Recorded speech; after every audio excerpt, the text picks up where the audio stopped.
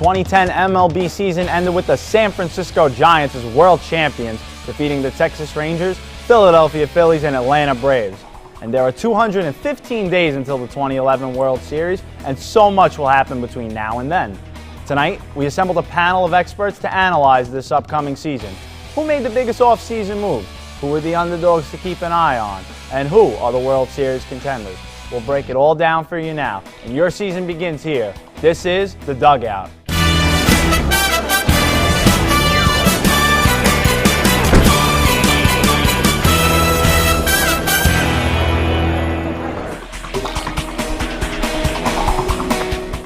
Thanks for joining us. My name is Michael Scotto, and I will be your host this evening.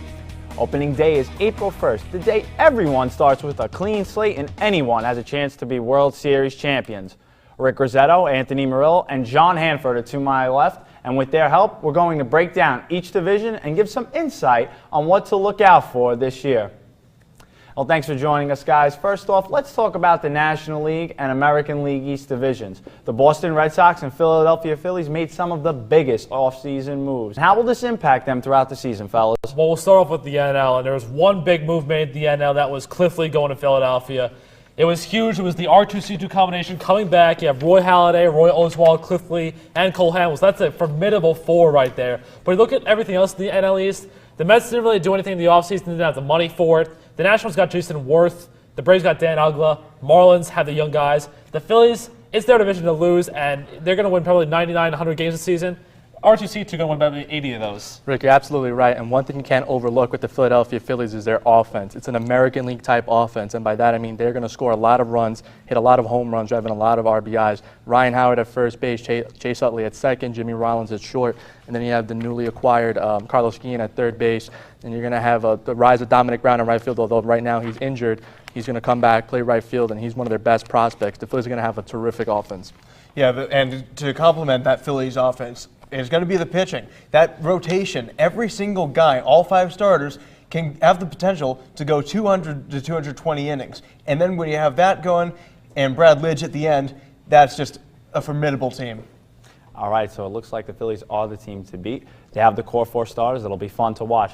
Let's move on now to how about the Atlanta Braves? They lose Bobby Cox, they get Freddie Gonzalez, Chipper Jones returns, and they get Dan Uggla. Talk to me a little bit about the Braves and their prospects for the year. It's going to be very weird seeing an Atlanta Braves team without Bobby Cox managing the team, getting thrown out of every single game possible. But, I mean, look, Atlanta's got a great team. They got Brooks Conrad, Chipper Jones, Brian McCann. Jason Hayward's a great prospect. Dan Uggla is a strong hitter. The Braves could be the wild card. Mine's the Marlins, though. I'll be honest with you. Josh Johnson is the best pitcher in baseball when he's not injured, of course. But Henley Ramirez, Gabby Sanchez, Mike Stanton, they're a very young team, but a very powerful team. Look for them to surprise a lot of people taking the NL wild card. Well, one team I don't see competing is the New York Mets. They didn't really have the offseason that the fans wanted to have. Oliver Perez is still on the team as of right now. So is Luis Castillo.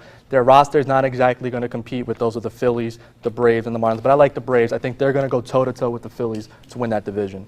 I don't think they're going to go so toe-to-toe with the Phillies. I think the Phillies have that beat by a mile. But the Braves and Marlins, that competition will be very interesting to get second place and possibly the wild card. You got with the Braves, Freddie Gonzalez, he's proven that he can manage both veterans and rookies. And with that combination that the Braves have, it'll be very interesting to see how that plays out. Absolutely, fellas. And, Anthony, you mentioned the Mets. They have financial trouble right now. Johan Santana goes down, and Mike Pelfrey steps up as the number one starter. I don't see it as a good-looking year for the Mets. But let's switch it over now to the American League. Boston, they get Carl Crawford, they get Adrian Gonzalez, and they also have to deal with their arch-rival Yankees. Talk to me a little bit about the teams in the AL East. They also got Bobby Jenks, too, which is huge for them. But Dustin Pedroia coming back from surgery is going to be a huge spark. You look at their lineup now. You got Crawford, you got J.D. Drew, Ortiz, Pedroia, Youkilis, Varitek. All those names are great hitters. Boston's got the division by a mile, but the Yankees aren't that far behind. Rafael Soriano's got to short the bullpen, and it's a very good bullpen the Yankees have. Look for other teams. Look for maybe Baltimore to be a team that could possibly make a run. They have a very good offseason with Vladdy Guerrero and Derek Lee coming in. Baltimore could surprise people also. Well, guys, the Yankees have the best bullpen, not only in the American League, probably in baseball. What they did by adding Rafael Soriano and Pedro Feliciano is they add depth to that bullpen. They don't have great starting pitching as of right now, but if their starters can only go 5 or 6 innings, the bullpen can take over and give the Yankees a win. I think the acquisitions of Soriano and Feliciano are huge. Yeah, the Yankees bullpen is very good. Not the best. We'll get to that later on. But I think the Yankees will get second place and probably the wild card. They still have a very potent offense, and there are a lot of questions with the end of their rotation. But I think that Ivan Nova and Freddie Garcia, we saw Freddie Garcia pitch, close to 200 innings last year. I think he can still be a solid number 5 starter. But I mean, we're all in agreement though. The lineup with Boston, the rotation they have the division sewn up by maybe 10 games this season. There's no question without a about doubt. it. No question. Well, guys, absolutely. Boston does look like the front runner on paper. However, I do want to remind you guys that they did have injury trouble last year. Josh Beckett was hurt. He had a concussion.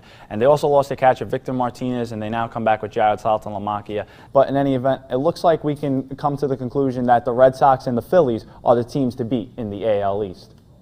And speaking of Philadelphia, the Philadelphia sports fans are some of the most diehard fans in the country. And let's take a trip to the city of brotherly love with Brian Molinari to see what's on the minds of baseball fans in Philadelphia. And this is your Philly Phil.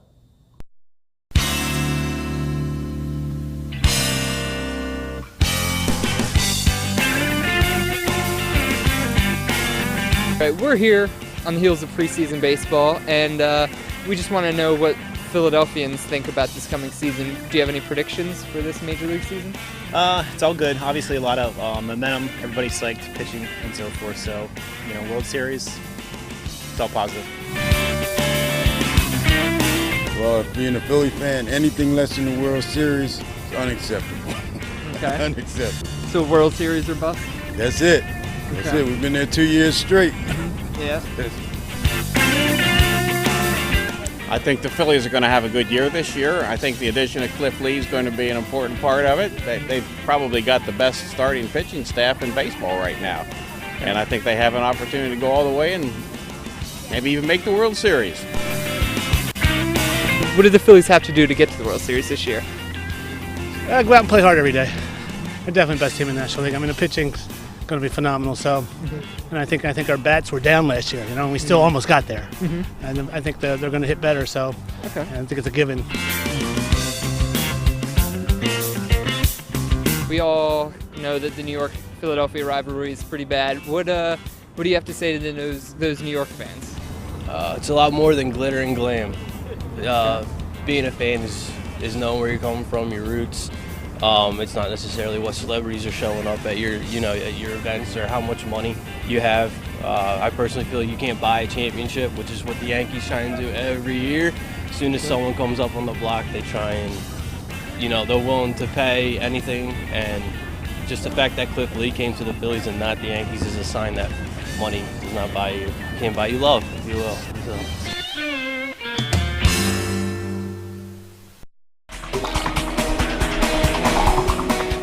Oh, we gotta love those cheesesteaks. Let's move now to the Central Divisions. In the National League, the Milwaukee Brewers are the early favorites, and in the American League, the Chicago White Sox look like the front runners. So what do they need to do to live up to these high expectations, fellas? Well, for me in the NL Central, the Brewers are the team to beat. They have big pitching, guys. They went out there and they got Zach Greinke and Sean Markham to add to their already stellar rotation that had Randy Wolf in their 4th spot and Giovanni Gallardo as their ace. Their pitching is great, and they have an American League type lineup, much like the Phillies. You have Ryan Braun out there in left field, they have Prince Fielder at first, Ricky Weeks, Corey Hart. It's a great depth team. Oh, definitely. Their offensive and pitching duos are just awesome. Their rotation, the top 4 guys, Gallardo, Greinke, Markham, and Wolf, very solid rotation. The top 3 guys have all had experience being the team ace. So I think that'll definitely play in their favor throughout the season. I don't know if it's the Brewskis who've been hitting to a hard bunch, but don't forget, Cincinnati won the division last year. And let me tell you something, they're a very strong team to contend with. Joey Votto and Jay Bruce, Drew Stubbs also playing there. Edgar Renteria now joining the team after winning the World Series MVP. Look at their rotation. Edinson Volquez comes back. They got rid of Aaron Harang, which is what they wanted to get rid of the entire time. Aroldis Chapman is huge. You look at Travis Wood and Mike Leake. Young team, very good prospects.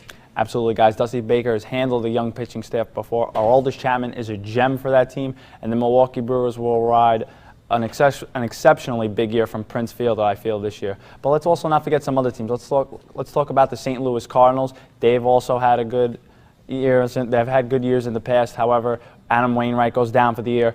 Now Chris Carpenter steps up as the lone ace. Talk to me a little bit about the Cardinals. Well, the the loss of Adam Wainwright definitely hurts them, and that probably loses them the division. They will still be contending, possibly for the wild card. They still have Pujols. Holiday is their 3 or 4 guys. The addition of Lance Berkman is pretty big. Colby Rasmus is poised for a breakout year. And now Kyle McClellan taking the spot of Wainwright. I think he could be poised for a breakout year as well. You can't really sleep on the Cubs either in this division. You look at Starlin Castro, who's a great shortstop, Giovanni Soto, a formidable catcher. They re-signed Ramos Ramirez, they re-signed a lot of guys, but they have Carlos Pena and Matt Garza now. You look at their offseason issues, yeah, they have some troubles in the roster, in the bench, inside the clubhouse, but the Cubs, when it's all said and done, they're a good team. They're a very strong team. Mike Quade, a very good manager, and they could be 3rd place. Well, for me, I like the Cardinals too. Even though they lost Adam Wainwright, Chris Carpenter is a bit of an injury risk. They still have a nice core of guys. Jaime Garcia is another one we should look out for. But guys, they have Albert Pujols and Matt Halliday, probably the best 3-4 combo in baseball. And I think the Cardinals are going to sneak up on some people. They're going to compete. We'll just see if they could suffer the loss of Adam Wainwright. Absolutely. Great points, fellas. Let's switch it over now to the AL Central. We highlighted the White Sox at the top. They come in, they get Adam Dunn. They have Paul Konerko already, and they also have some experienced pitchers in Jake Peavy, Mark Burley. Talk to me about their prospects for the season. Well, Adam Dunn, that addition to their lineup is amazing. He has the potential to hit 50 home runs in that sandbox that is U.S. Cellular Field. Also, Paul Konerko, coming off one of his career years, and the fact that he's such a veteran presence, he's been with the team for 12 years. Also, Ozzie Guillen as a very solid manager for them, and Joey Cora on the bench as the bench coach. I think they've got the division in the bag. Yeah, the White Sox also have a ton of workhorses in the rotation with Gavin Floyd, Mark Burley. You look at those 2 guys, they're great innings eaters. But honestly, the Twins have the magic. Ron Gardenhire is a great manager up in Minnesota. You look at who they got. Justin Morneau's come back from concussion. Might not have the numbers, but Joe Mauer's there. You look at Jason Kubel. Jim Thome is a big hitter. You look at who they also have in the rotation, Liriano with Carl Pavano, with Slowey and Blackburn, and their bullpen with Caps and Nathan. This Twins team is dangerous every single year. Well, for me, it's the Tigers. I like their young pitching. It's going to be interesting to see how Phil Koch transitions from a bullpen guy to a starting member of the rotation. But I like the Tigers' offense. I added Victor Martinez throughout the offseason. To me, the Tigers are going to be the team to beat in the AL Central. Even with Pavano, though, and Liriano, they got Kevin Slowey and Nick Blackburn. Strong rotation in the back. All right, so high expectations for both teams. And speaking of high expectations, New York is said to be one of the greatest sports cities in America with some of the most dedicated sports fans. And let's check in with Brian and see what's the New York state of mind going into this season of baseball.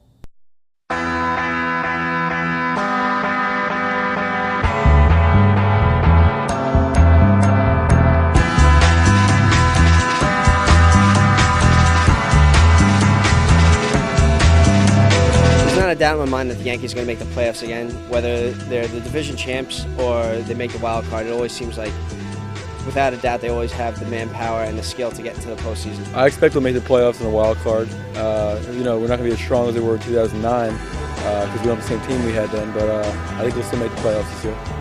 I expect some pitching problems and then adjustments for hitting to start off slow and then pick up. We didn't get Cliff Lee. I thought that we offered him the most money. We had the most years on the table, but he wanted to be in Philly. He wanted to be with Roy Halladay. He wanted to be with a great rotation. It hurt us. Right now we only have really like CC Sabathia, Phil Hughes, AJ Burnett. Very unpredictable. You don't know what to get with him.